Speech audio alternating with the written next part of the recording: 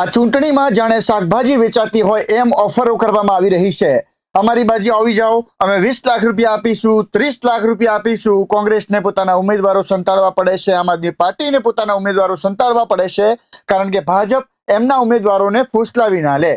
સુરતમાં ભાજપના કાર્યકરોએ વોર્ડ નંબર 18ના આમ આદમી પાર્ટીના ઉમેદવાર ગૌતમભાઈ પટેલને બંધક બનાવી ફોર્મ પાછું ખેંચવા દબાણ કરવામાં આવ્યું છે, તેવા આક્ષેપો આમ આદમી પાર્ટી દ્વારા કરવામાં આવી રહ્યા છે। ગઈકાલ રાતથી જ ઉમેદવારને બંધક બનાવીને રાખ્યા હતા, પણ ગૌતમભાઈનો ફોન આવતા જ સુરતના રજનીકાંતભાઈ અને કાર્યકરો ત્યાં પહોંચ્યા હતા અને ગૌતમભાઈને તેમની ગાડીમાં બેસાડીને પરત લાવ્યા હતા।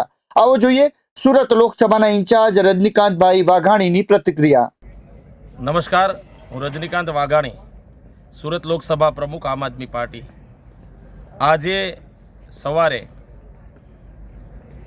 અમારા સુરત મહાનગરપાલિકાના વોર્ડ નંબર 18ના ઉમેદવાર ગૌતમભાઈ પટેલને ભાજપના લોકોએ ગઈકાલે રાતથી બંધક બનાવી દીધા હતા। એટલે કે એમને રીતસરનું એમનું અપહરણ કરી એમની મરજી વિરુદ્ધ અજ્ઞાત જગ્યાએ લઈ ગયા હતા।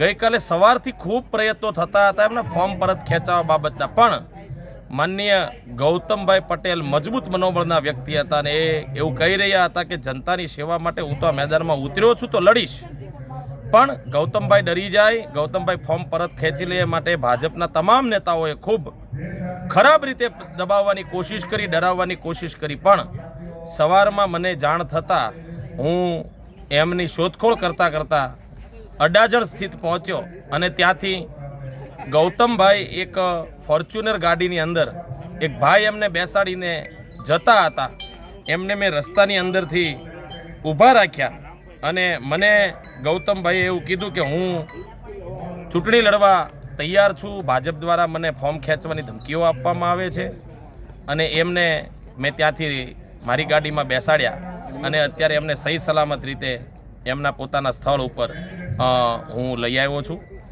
અત્યારે આમ આદમી પાર્ટીનો કાર્યક્રમ ચાલી રહ્યો છે, એમાં અમારા ઉમેદવાર ગૌતમભાઈ પોતે પણ હાજર છે। આ ભાજપની આખી આ જે ચાલ છે એ આમ તો ઘણા વર્ષોથી હવે એમની ટેકનિક બની ગઈ છે, પણ એ એક સમયની કોંગ્રેસ હતી કે જેમાં પ્રતિકાર નહોતી કરતી, આમ આદમી પાર્ટી છે।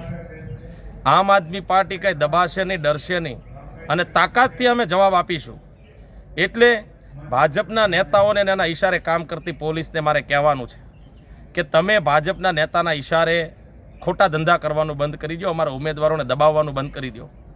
પોલીસ તરીકે તમારી ડ્યુટી અને ફરજ છે, નિભાવો અને સારું કામ કરશો તો અમે સલામ કરીશું તમારી ડ્યુટીને, પણ તમે ટોમી બની કમરે પહેરવાના પટ્ટા જો ગળામાં ઘાલીને આટા મારશો તો અમે એનો જવાબ આપીશું। અમને કાયદા કાનૂન આવડે છે, અમારા કોઈ પણ ઉમેદવારોને દબાવવાની કોશિશ કરી છે તો આમ આદમી પાર્ટી મજબૂતાઈથી એનો જવાબ આપશે। આભાર। ભારત માતા કી જય।